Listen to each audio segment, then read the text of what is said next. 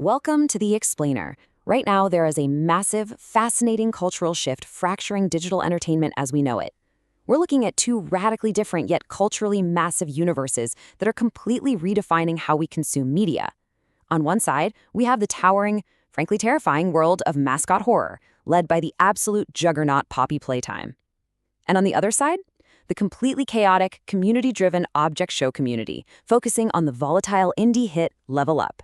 Today, we're going to compare their creators, their characters, and all the behind-the-scenes chaos to figure out which model truly reigns supreme. Okay, so here's our roadmap for today. First, two different digital titans. Second, creators, corporate versus indie. Third, characters, horror versus social. Fourth, drama, lore, and reboots. And finally, number 5, defining the best digital titan.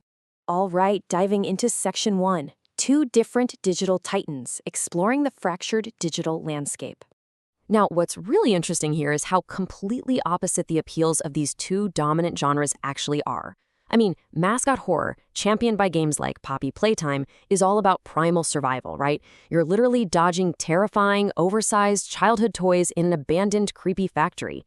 But the object show community, well, that operates on a totally different wavelength. Shows like Level Up feature animated, sentient, everyday objects, think like a talking pride flag or a violin, and they're competing in reality TV-style challenges. So the ultimate threat here isn't some monster, it's social elimination by audience vote.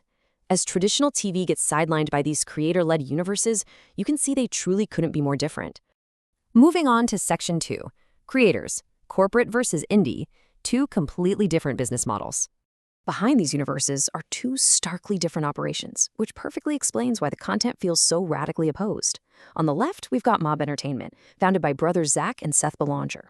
This is a hyper-commercial, vertically integrated transmedia powerhouse. They've got massive studio partnerships with giants like Legendary Entertainment and Scholastic. They literally need broad, primal horror to fuel this massive engine. On the flip side, look at Raven Creations, spearheaded by the indie creator Shalika. This operation is entirely fan-driven. It functions on shoestring budgets, relies really heavily on volunteer voice actors, and thrives purely on grassroots engagement. It's just a completely different game. To really wrap our heads around the sheer scale of Mob Entertainment's corporate success, just look at this metric. A massive 590% surge in direct-to-consumer merchandise sales in a single year. No way, right? They aren't just making a game. They are building a global brand, selling plushies, apparel, and action figures all over the world. That is a lot of terrifying teddy bears. Inversely, Raven Creations definitely struggled for stability, executing this chaotic series of rapid-fire reboots. Just look at this timeline. Over barely 2 years, they launched Object Players Beta, then rebooted it into Object Players, rebooted it again into Object Nitro, before finally shifting to Level Up. It's a wildly unpredictable cycle, driven by a single creator's constantly shifting vision, which is a really stark contrast to that rigid corporate roadmap we just talked about. Because, that independent creative freedom, it comes with a pretty heavy price. We're talking intense burnout and super high turnover. A former crew member noted on Reddit that the creator's perfectionism led to a repetitive cycle of scrapping ideas and burning bridges with the volunteer staff. So it shows that while the indie model breeds this incredible, intimate community connection, it severely lacks the structural stability you get with a corporate entity. Section 3, characters, horror versus social, surviving monsters versus surviving votes. Because the business models are so different, the character rosters ended up being absolute polar opposites. Over in column A, Poppy Playtime relies on tragic orphans who've been mutated into horrific monsters, like Mommy Longlegs or the prototype, who the lore suggests is actually Ollie, the adopted son of the company's founder. These are deeply tragic, horrifying creations specifically designed to scare you. Level Up, meanwhile, in column B, creates drama through colorful, everyday objects with very distinct social flaws. You've got Card, who's a manipulative poker player, Silver Trophy, an arrogant athlete, and Belly, well, a sentient belle who just loves to sing and dance. The design goals literally couldn't be further apart. Ultimately, it all boils down to the stakes. On one hand, you are trying to physically survive a massacre and escape hallucination-inducing monsters like Catnap in a ruined factory. On the other, you are trying to politically survive your own audience, battling it out for $1 million prize on Glitch Island. One attacks your primal fear, the other tests your social strategy. All right, Section 4, drama, lore, and reboots. The growing pains of digital titans. So with big budgets come big expectations, right? Poppy Playtime has to balance incredible dark narrative depth, like uncovering horrific secret experiments detailed in hidden VHS tapes, with the constant high pressure of evolving their video game mechanics. As a massive corporate titan, they frequently face intense community debates over gameplay design.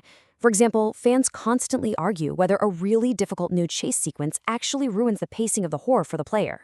Meanwhile, Level Up faced a completely different kind of crisis. It quite literally collapsed under its own ambition. First, Step 1, the ambitious vector animations pushed the creator's personal max storage to the absolute limit. Then, Step 2, that led to unplanned glitches and accidental file deletions that completely halted production on Episode 4. And finally, Step 3, the real-world pressure of the creator entering college, combined with severe burnout, forced the indefinite cancellation of the entire series. It's honestly a tragic loss of media for a really highly dedicated fanbase. Which brings us to Section 5, defining the best digital titan, answering the ultimate question. So, you're probably wondering, which model is actually the best representation of modern digital media? To answer this without taking a subjective side, we really have to look at what each titan fundamentally set out to achieve. Is success defined by massive global market penetration, or is it defined by pure, unfiltered community collaboration? Well, the sources show us it's kind of a tie, but in completely different arenas. Poppy Playtime absolutely wins at corporate transmedia scaling. I mean, they've perfected the art of turning a digital game into a physical merchandise empire, complete with deep lore that keeps millions of people guessing. However, Level Up and the Object Show community absolutely win at raw, unadulterated community interaction.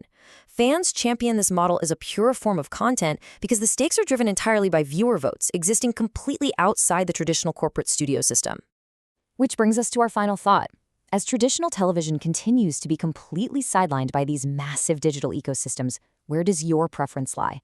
Are you going to invest your time uncovering the dark secrets of a haunted toy factory, or will you cast your vote to save a dramatic, sentient bag of peas from elimination? The future of entertainment is fractured, fiercely independent, and waiting for you to choose your screen. Thanks for joining me for this explainer.